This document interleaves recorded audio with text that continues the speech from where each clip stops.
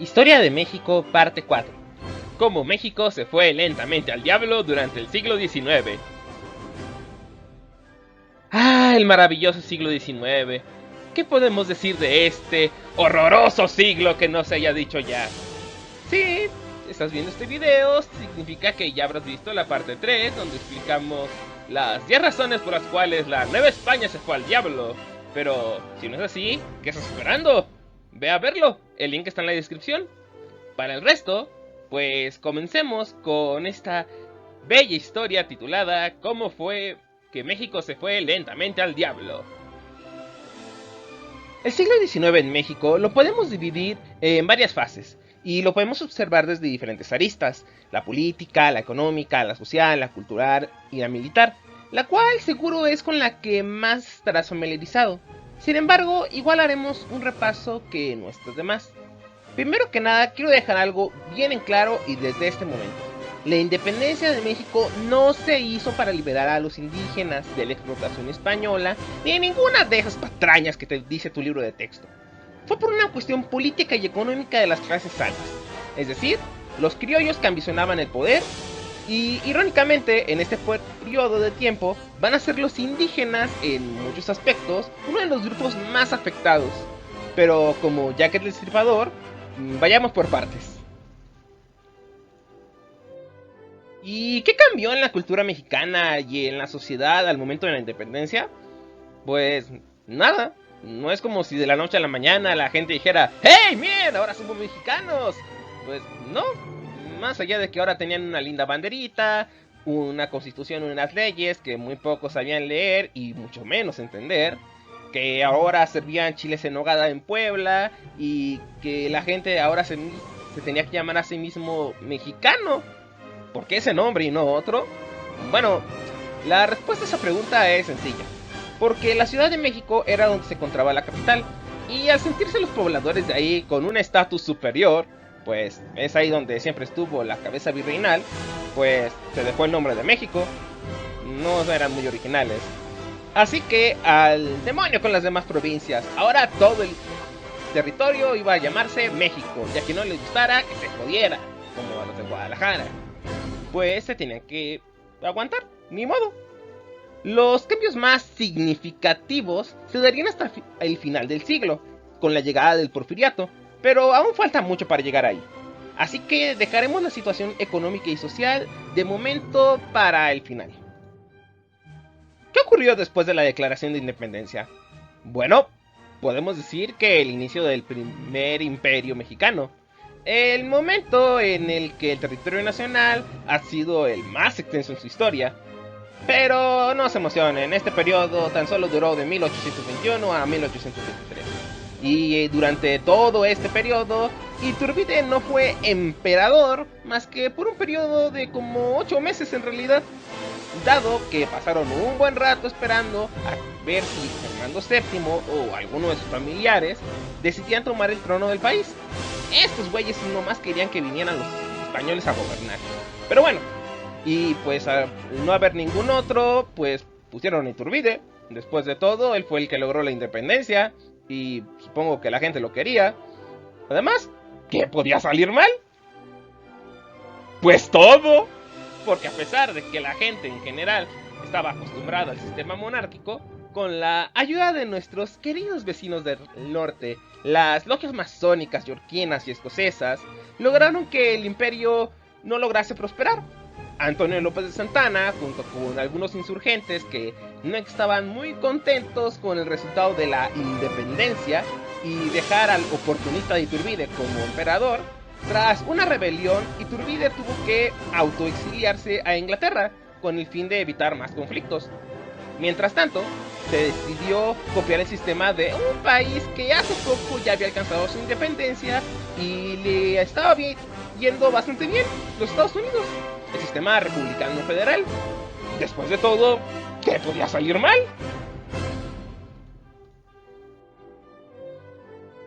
Pues todo, porque durante su exilio a Inglaterra y tras armar un congreso y llamar a elecciones en las que Guadalupe Victoria sería el ganador, Iturbide sería declarado traidor a la patria por haber abandonado México.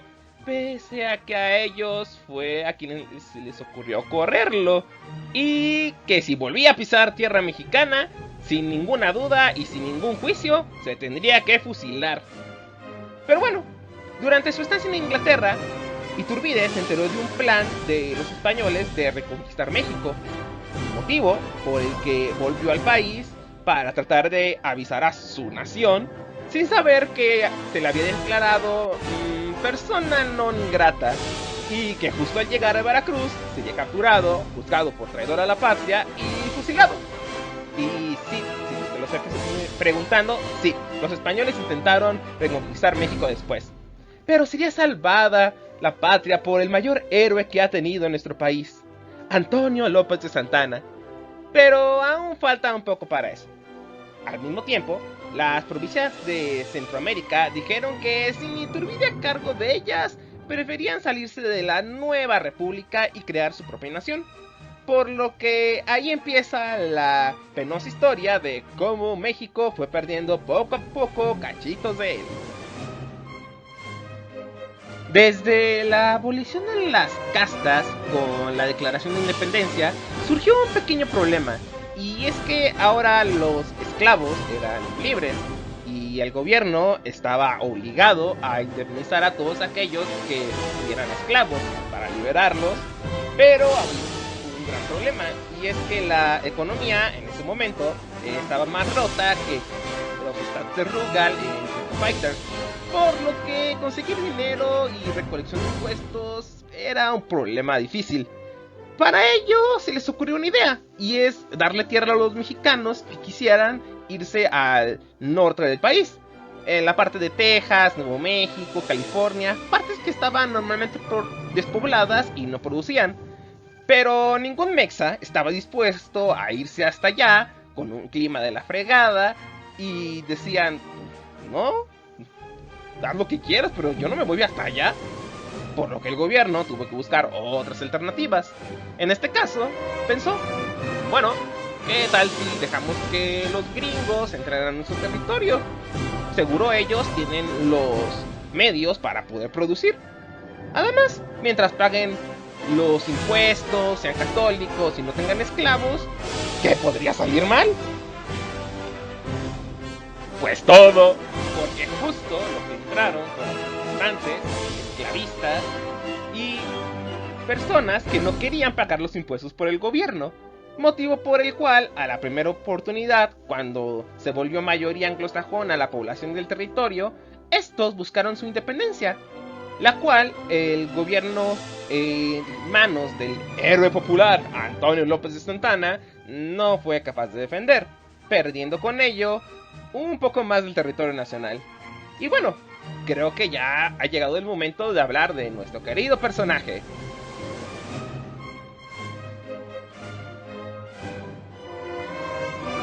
Antonio López de Santana era toda una leyenda. Luchó en la guerra de independencia, era antiindependentista, era un militar brillante, era un político, fue electo 11 veces presidente, a veces por liberales y a veces por conservadores.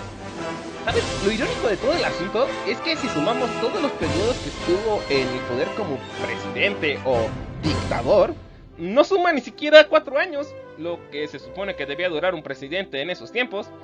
Pero en fin, Santana se volvió el héroe de la patria después de mandar al diablo a Iturbide, pelear y salir victorioso en la reciente reconquista española y instaurar el centralismo para tener, según él, mayor control de las regiones rebeldes, pelear para someter a los tejanos a la autoridad del gobierno, cosa que no logró, vencer a los franceses en la guerra de los pasteles, aunque al final tuvieron que pagar una buena tanda, y luego perder casi la mitad del territorio en una guerra contra los gringos. Un momento, ¿por qué elegían tanto a este cabrón? ¿Si era tan mal gobernante? Pues porque no había nadie más en quien confiar, supongo.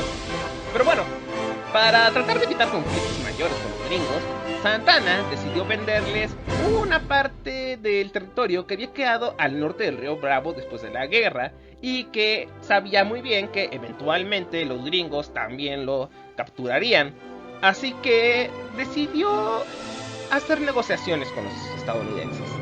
Estos querían comprarle Baja California, Sonora, Chihuahua, Coahuila, Nuevo León, Tamaulipas, parte de Oaxaca y Veracruz, lo que hoy es el Istmo de Tehuantepec. A lo que Santana dijo: ¿están locos? Si quieren, les vendo la mesilla y dense con esto. Pero bueno, al final la propuesta de Santana fue aceptada y él pensó: bueno, tomar la mejor decisión para el país en estas circunstancias. ¿Qué podría salir mal?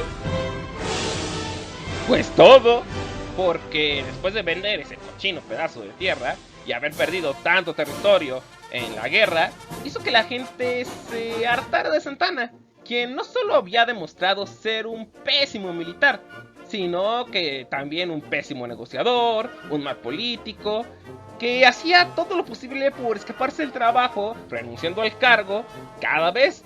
Pero la gente volvió a llamarlo como presidente, aun cuando este prefería estar en su rancho en Veracruz cuidando a sus vacas. Subió impuestos e impuso algunos bastante ridículos, como el impuesto a las ventanas, a los perros, a las carrozas o incluso a todo mayor de edad de tipo hombre. Es decir, un impuesto por ser hombre.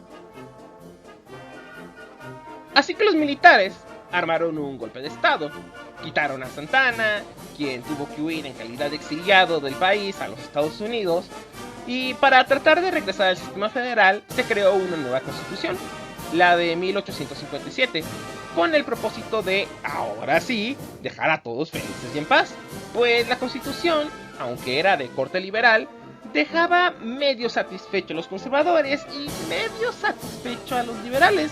Así que el gobierno pensó: bueno, ¿qué podría salir mal? Pues todo, porque como ninguno de los grupos, ni liberales que querían una república federal al estilo gringo, y los conservadores que querían una república central o una monarquía al estilo europeo, dijeron: ¡al demonio con la constitución! Esta es la peor cosa que hemos redactado en nuestra vida.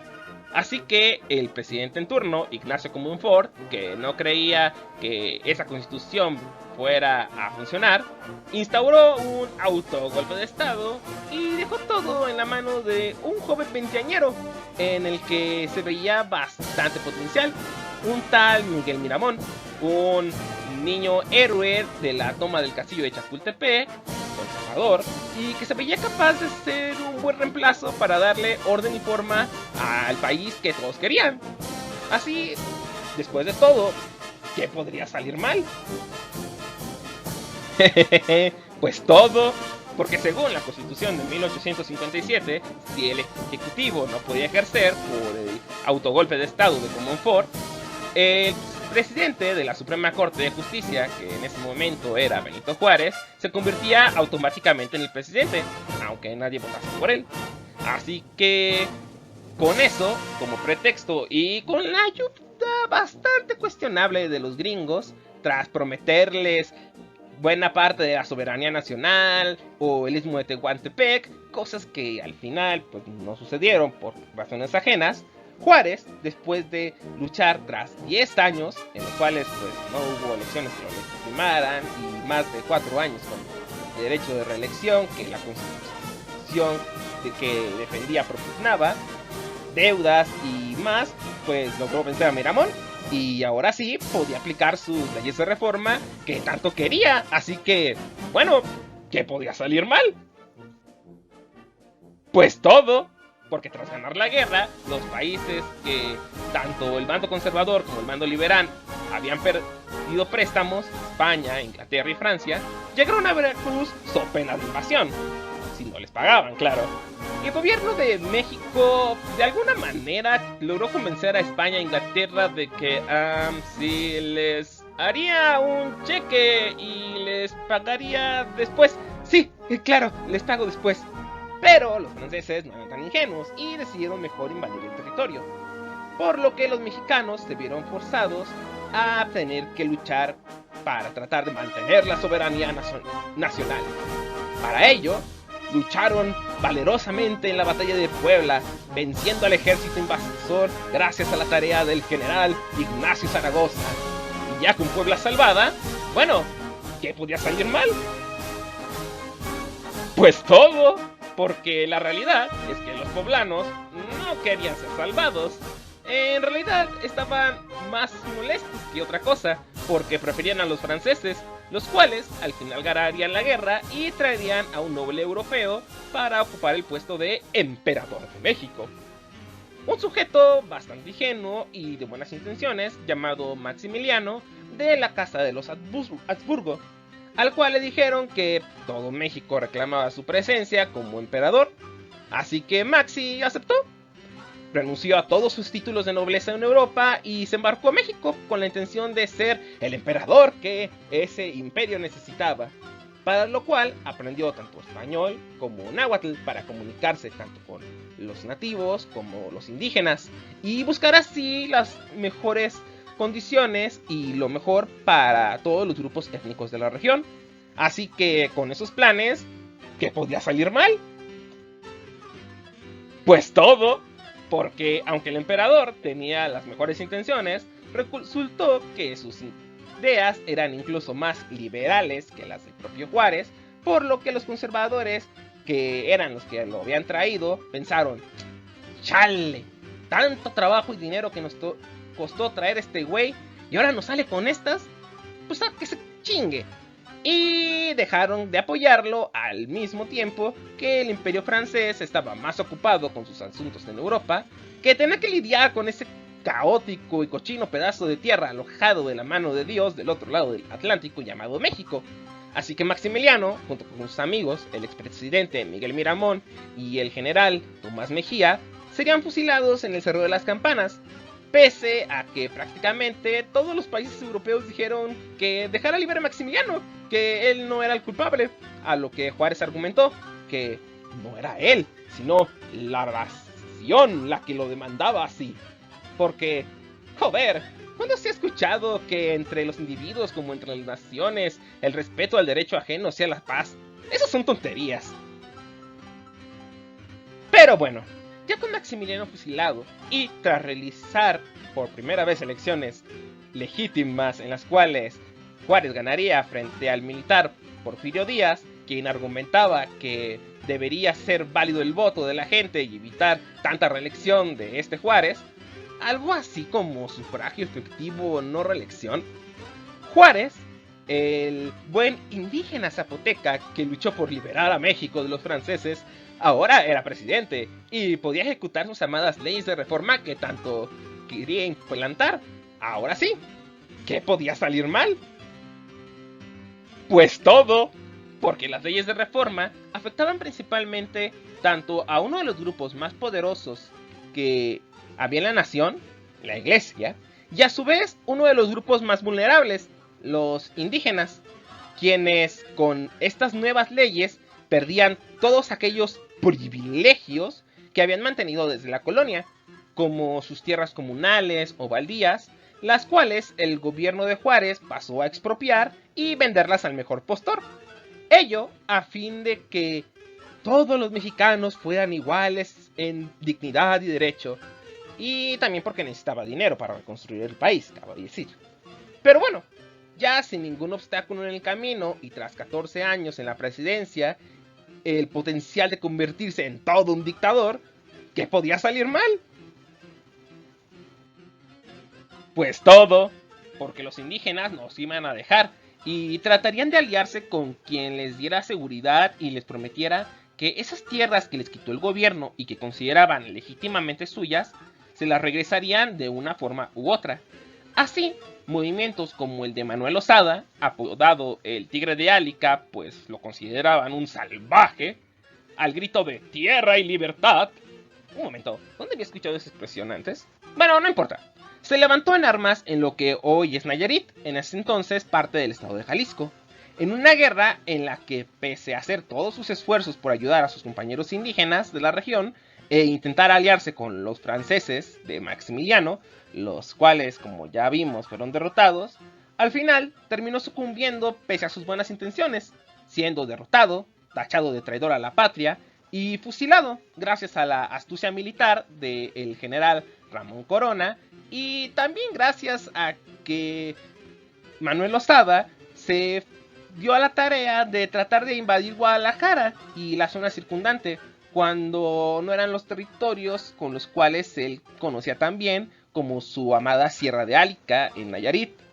Pero bueno, ya con los movimientos guerrilleros como el de Lozada aplastados también, ¿qué podría salir mal? Pues todo, porque Juárez no terminó su mandato a causa de que, pues, se murió. Y, pues, como no pudo terminar su mandato, subió al cargo Sebastián Lerdo de Tejada.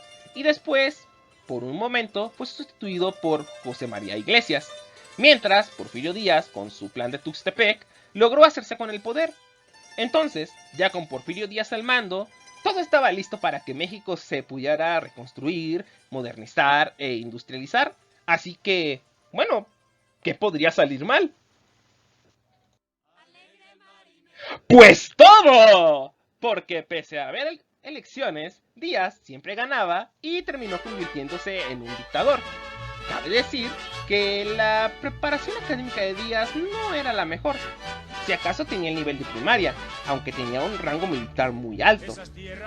Tras todas esas batallas en las que había peleado, y no era bobo, sabía que si bien pues él no tenía idea de cómo gobernar, era mejor crear un gabinete de científicos y gente preparada para que ellos tomaran las mejores decisiones en cuanto a la economía, a la política, a la industria y lo social, mientras él se encargaba de mantener el paz y el orden, bajo tres máximas: menos política y mucha administración, orden y progreso, y mátenlos en caliente, lo cual logró darle paz y estabilidad por casi 30 años de su gobierno a un país que había estado en guerra desde el principio, por lo que, pues realmente ahora, ¿qué podría salir mal? Pues todo, porque ahora con las políticas de Díaz y de los científicos, sí, se modernizó el país, es verdad. A base de la violencia, la semiesclavitud de los campesinos en las haciendas, obligados a trabajar por un sueldo miserable, atados a las tiendas de raya de los patrones y recibiendo más tlacos y deudas que plata por sus jornadas. El trabajo extenuante y peligroso de los obreros en las fábricas, que tenían jornadas de hasta 18 horas en condiciones prácticamente de inseguridad total, el intento de genocidio y exterminio y derivación de algo bastante parecido a campos de concentración de una de las etnias más antiguas y conflictivas de México, los yaquis, con un progreso y orden económico para unos muy pocos, sustentado bajo la espalda de una mayoría analfabeta, pobre y desprotegida.